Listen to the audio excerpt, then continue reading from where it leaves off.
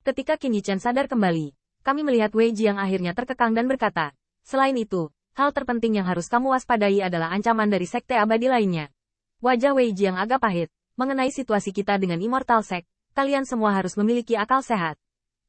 Beberapa kata telah diucapkan terlalu sering, tetapi lelaki tua dan Master Sekte sangat berharap Anda bisa hidup. Kembali, sejujurnya, Wei Jiang adalah murid terakhir yang paling dibenci. Jika tidak, Li Muchen tidak akan terprovokasi.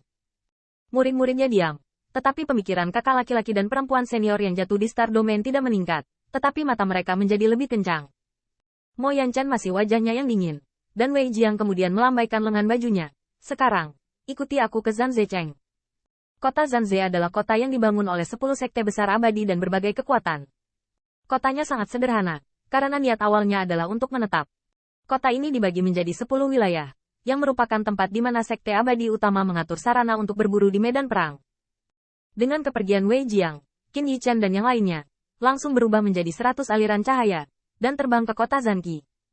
Medan perang terlihat sangat tua, dan Anda dapat melihat rumah-rumah besar lain yang dibangun di sini oleh sekte abadi. Tentu saja, beberapa tempat padat diselimuti kabut dan sulit ditembus. Namun, ketika Qin Yichen jatuh ke kota pertempuran yang menentukan, ditemukan bahwa banyak sekte dan murid abadi telah tiba. Di kota, sudah ada banyak siluet, sekte abadi, sama sekali berbeda. Tetapi momentum beberapa ratus siluet yang berdiri bersama tidaklah sulit. Di sisi lain, Duanmu Dongfeng menunjuk ke satu tempat.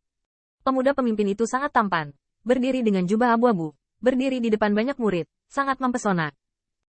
Ketika mata pemuda itu masuk, Duanmu Dongfeng tersenyum dan berkata, Saudara Qin, ada tim dari sekte abadi yang berbintang. Pandangan sekilas ke Qin Yichen mengungkapkan bahwa jumlah murid dari sekte abadi jelas lebih baik daripada sekte abadi Yuan Surgawi, yaitu sekitar 500. Dan jika kepala pemuda tampaknya memiliki harta karun, Qin Yichen sulit untuk dilihat. Tetapi latar belakang bintang Immortal Sekte juga bisa menebak, orang ini pasti tidak mudah. Duanmu Dongfeng melihat ke tempat lain, dan pria yang dipimpinnya sebenarnya adalah seorang wanita. Ketika dia melihat pesona baju ziraperi yang dia kenakan, dia dekat dengan tubuhnya dan menguraikan lekuk tubuh yang indah dari seluruh orang. Sangat panas. Tapi apakah itu sekte abadi Yuan Surgawi atau sekte yang sama di belakang wanita itu? Dia tidak berani menunjukkan sedikit pun penghinaan. Sebaliknya, dia memandang dengan kagum, membuat wajah wanita itu terlihat dingin dan dingin, dengan temperamen yang mulia dan heroik. Itu adalah tim dari sekte abadi Tianluo. Yang dikepalai olehnya adalah Liu Yuyan, kakak senior dari sekte abadi Tianluo. Saat berbicara, ditemukan bahwa senja Liu Yuyan masuk, dan ketika dia melihat Duanmu Dongfeng, dia tidak bisa menahan diri untuk tidak mendengus, tetapi yang terakhir tersenyum. Ketika Qin Yichen melihat ini, dia tidak bisa membantu tetapi mengangkat alisnya, dan senyum tipis berkata, melihatnya seperti ini.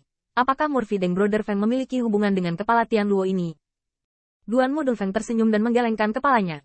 Di mana saya bisa berteman dengan orang lain?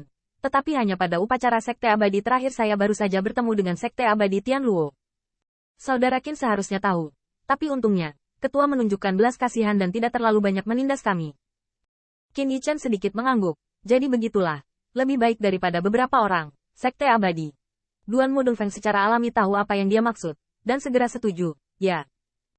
Yang ingin saya sampaikan kepada saudara Qin adalah selama kita tidak berselisih dengan Tianluo dan Sekte Abadi Bintang, mereka biasanya tidak membuat hal-hal yang sulit bagi kami. Qin Yichen menggosok dagunya dan memahami sikap Duanmu Dongfeng. Lagi pula, dalam situasi Sekte Abadi Yuan Surgawi saat ini, 10.000 beruntung memiliki satu musuh yang lebih sedikit. Dan Qin Yichen memperkirakan bahwa Tianluo dan Sekte Abadi Xingdou memiliki garis bawah dalam gaya akting mereka, dan dua adalah ambisi dari dua sekte abadi ini diperkirakan akan mengguncang status sekte abadi Shen Xiao. Adapun sekte abadi Yuan Surgawi, saya takut cukup meremehkan pertengkaran. Dengan diperkenalkannya Duanmu Dongfeng, mata Qin Yichen terus bermartabat.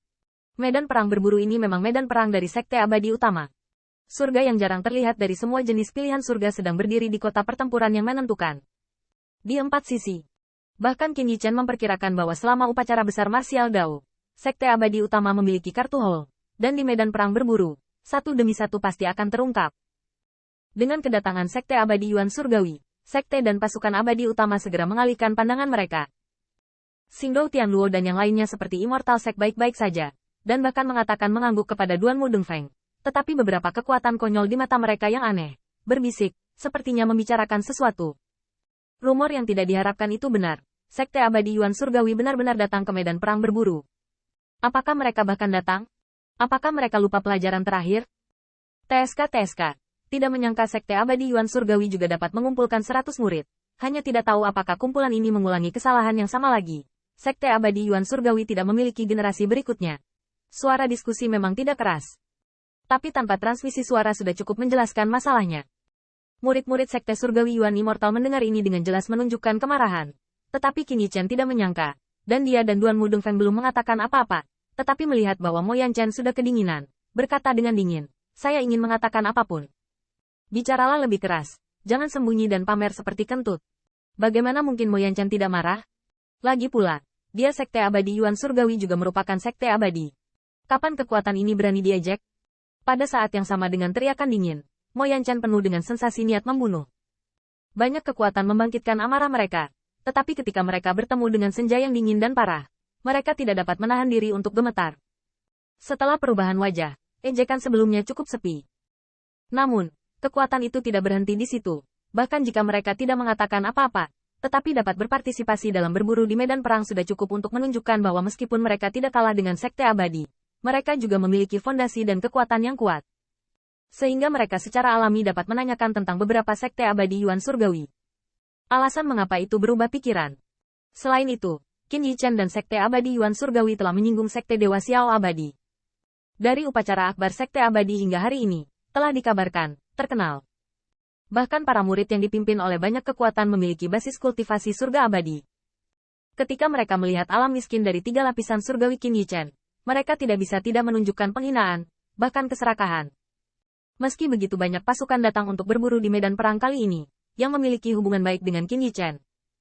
Dari perspektif kekuatan itu, bahkan jika mereka tidak dapat merebut peluang dari Sekte Abadi lainnya, jika mereka dapat memenangkan kepala Qin Yichen, Sekte Abadi Shen Xiao akan mendapat banyak hadiah. Seringkali, hasil panen mereka di ladang berburu tidak seberharga kepala Qin Yichen.